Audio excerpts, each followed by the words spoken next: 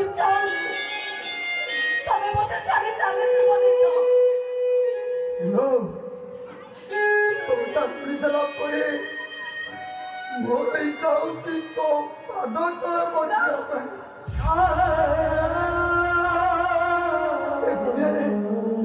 ଏ ଦୁନିଆରେ ନାରୀମାନେ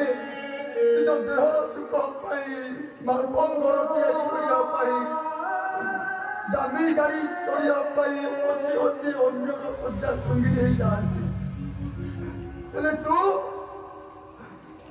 ଏମିତି ଏକ ନାରୀ ଯେ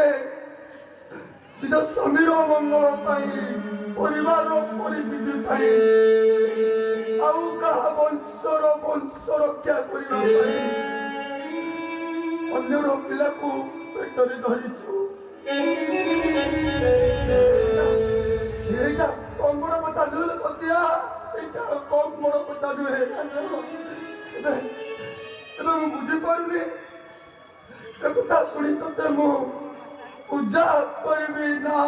ଘୃଣା କରିବି ମତେ ଘୃଣା କର ମନ ନେଇ ମୋ ପିଲାକୁ ମାରିବୁ କଥା ତମେ କହିବନି ତମେ ସତ୍ୟା